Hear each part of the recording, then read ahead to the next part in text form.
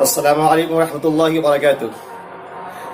ہم سب اس 15 اگست کو جو جشن آزادی کا اہتمام کریں گے، تو مجھے اس حوالے سے آپ لوگوں سے جو باتیں کہنی ہے وہ ذرا سا عام باتوں سے ہٹ کر کے کہنی ہے۔ سب سے پہلی بات تو میں یہاں پہ یہ کہہ دوں کہ اس کو ہم بہرحال موقع غنیمت جانیں، اپنی نسل نو کے ساتھ مل بیٹھیں، اور جہاں جہاں بھی اساتذہ ہے، والدین ہیں، یا گارڈین شپ اگر کسی کی کوئی ہے، تو ان تمام لوگوں کو، ان تمام تر ذمہ داروں کو چاہیے کہ ہم اپنے جو ہم سے وابستہ ہمارے عزیز ہیں، ہمارے چھوٹے ہیں، ان کو چند چیزوں کے بارے میں ہم ضرور بتلائیں۔ اس میں سے ایک لفظ فتویٰ ہے، لفظ جہاد ہے، اسی طریقے سے بغاوت کا قانون ہے۔ ان سب چیزوں کو ذرا سا ہم سمجھانے کی کوشش کریں۔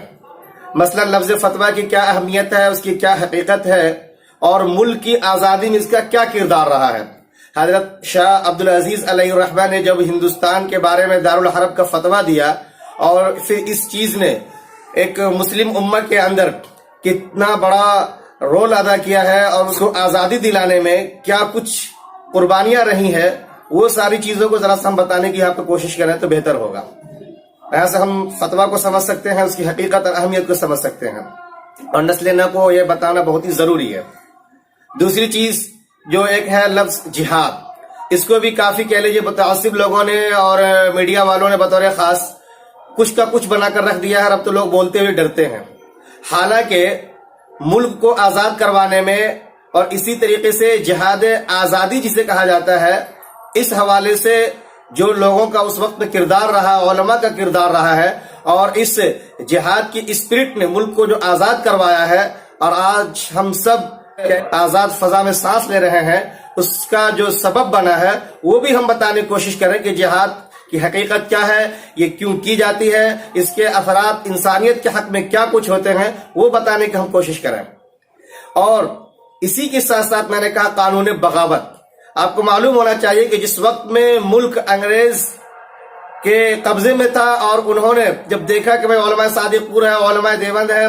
یہ لوگ کافی جد و جہد کر رہے ہیں، آزادی کے حوالے سے جہاد کا فتویٰ دے رہے ہیں، اور لوگ ان کے ساتھ جڑتے چلے جا رہے ہیں، تو پھر انہوں نے 19ویں صدی کے اندر آخر میں جب اپنا آئین مرتب کیا تھا، تو اس وقت میں شروعاتی دور کے اندر سیڈیشن یا بغاوت کا کوئی لفظ وہاں پہ نہیں ملتا، لیکن جو علماء کی تحریک زور پکڑتی چلی گئی، تو پھر وہ لوگ سیڈیشن کے قانون کو متعارف کروایا، اور پھر علماء کرام کو بغاوت کی جرم میں کس طریقے سے بھیانک سزائیں دی گئی ہیں، کیسے کیسے ان کی جائیدادوں کو ختم کیا گیا ہے، اور کیسے کیسے ان کو پھر سزائے کالا پانی، دریائے شور، اور پتہ نہیں کس طریقے سے وہاں پہ ان کو سزاؤں سے دوچار کیا گیا ہے، وہ بھی ہم ذرا سا سمجھیں اور بتانے کی کوشش کریں۔ یہاں سے سمجھ میں آئے گا کہ ملک کے لیے علماء نے کیا کچھ کیا ہے، اور لفظ بغاوت جو آج ان کے اوپر تھوپ دیا جاتا ہے، اس کی حقیقت کیا رہی ہے، اور کبھی کوئی اتنا سے کس قدر متاثر ہوا ہے، تو اگر کوئی متاثر ہوا ہے تو متاثر ہونے والے کون ہیں۔ پھر اس کے بعد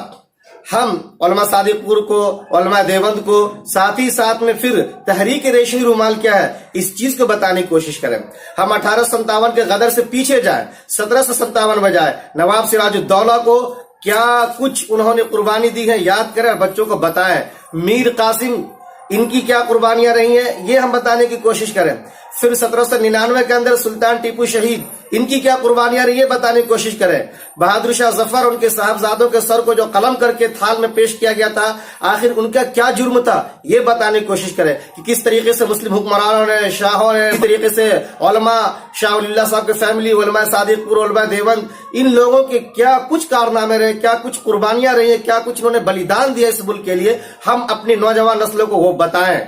یہ اس موقع کو ہم غنیمت سمجھیں۔ اسی کے ساتھ ساتھ جب سن 47 کے اندر ہمیں آزادی ملی اور ملک کا بٹوارا ہوا، تو پھر وہ بٹوارے سپریشن کو لے کے کافی باتیں اٹھتی رہتی ہیں، اور پھر ایک دفاعی انداز شروع ہوتا ہے، تو ہم یہاں پہ اس کا بھی کھوج لگائیں اور نسل نو کو بتائیں کہ آخر یہ بٹوارا کا سانحہ کیوں پیش آیا، کو لوگ اس کے اندر پیش تھے، کن کی بدولت یہ سانحہ سامنے میں آیا اور ملک تقسیم ہوا۔ یہ ساری وہ چیزیں ہیں جو نسل نو کو آج بتانے کی ہمیں پھر سے ضرورت ہے. میں پھر سے کہہ دوں لفظ فتویٰ کی حقیقت اور اہمیت اور جنگ آزادی کے اندر اس کا کیا کردار رہا ہے. اسی طریقے سے لفظ جہاد، اس کی اہمیت اور حقیقت کیا ہے اور جہاد کا کیا کردار رہا ملک کو آزاد کرانے میں، وہ نسل نو کو ہم بتائیں. پھر علماء کی کیا قربانی رہی ہے، بغاوت کا قانون کن کے خلاف باضابطہ بنایا گیا وہ ہم بتائیں. یہاں سب سمجھیں گے کس نے ملک کے لیے کیا وفاداری دکھائی تھی اور انگریزوں کو کس سے کیا خطرہ تھا اور کن کی وفاداری کو کچلنے کے لیے انگریزوں کو یہ قانون لانا پڑا. اسی کے ساتھ ساتھ میں سانحہ جو پیش آیا تقسیم کا، ان کے کون کون اصلاً ذمہ دار تھے، سیاسی پہلو اس میں کس قدر تھا، مذہبی پہلو اس میں واقعی تھا بھی یا نہیں، یہ ساری چیزوں کو بہرحال آج ہمیں سامنے لانے کی ضرورت ہے اور اپنی نسل نو کو بطور خاصی بتانے کی ضرورت ہے. آزادی کے بعد ملک ہمارا بہرحال جب آزاد ہوا، آئین اور دستور مرتب ہوا تو ہمارے کیا حقوق اور کیا رائٹس ہیں اور اسی طریقے سے ملک اور دوسروں کے حوالے ہماری کیا ڈیوٹیز ہیں، یہ ساری چیزیں آئین کے حوالے سے ہم سمجھنے کی کوشش کیا کریں اور اس کو شعوری طور پہ اپنے اندر ہم لیں. میرے خیال سے یہ ساری چیزیں اس موقع سے ہونی چاہیے اور ہمیں کرنا ہوگا، کریں، بہتر ہے. جزاک اللہ خیر، شکرا جزیلا.